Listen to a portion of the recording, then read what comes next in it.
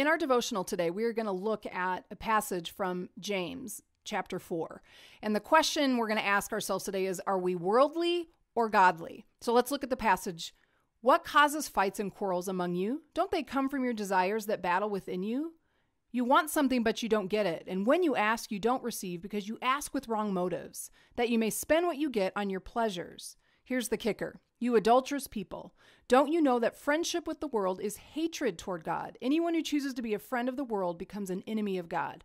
Now, I don't know about you, but these passages have been particularly challenging to me personally as I evaluate for myself, as I evaluate with my husband and our family. You know, are we just an adulterous people? Are we just seeking after our own desires and the things that we want and expect, and we're not really thinking about it at all from God's point of view?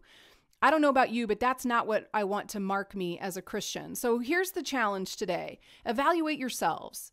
Ask the question, are we friends with the world? How are you going to know if you're more of a friend of the world than of God? Well, do we spend our time only doing things we care about? Are we spending our time on vacation and, buying the next cool thing and our boats or our whatever it is?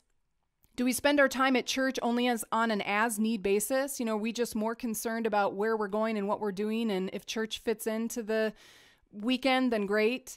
Here's a big one. Do we spend our time watching inappropriate shows and movies? Wives, I give you a special challenge to really pay attention to the movies and the shows you choose to watch.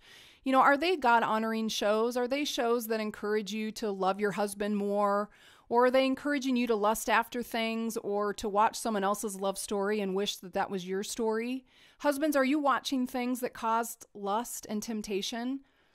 Now, here's another question. If you're friends with the world, do we spend our money buying our pleasures? Are we looking for our next new gadget, our clothes, our next vacation? Is that why you work? Is because you just want to go and be able to buy the next thing? Do we spend our money on entertainment and never give charitably?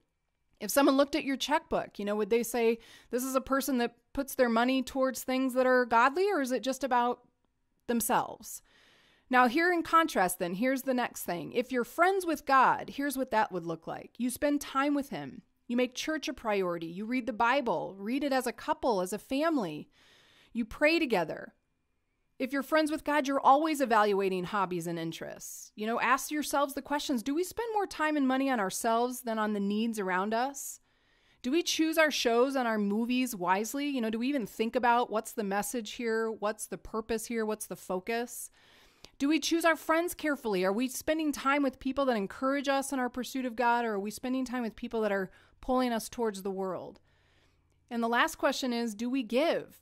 Do we give our money to things that matter to God? Or are we just giving to ourselves? So here's what I want you guys to do. And I know this is something that my husband and I do. And so believe me when I say it's a personal challenge to me as well.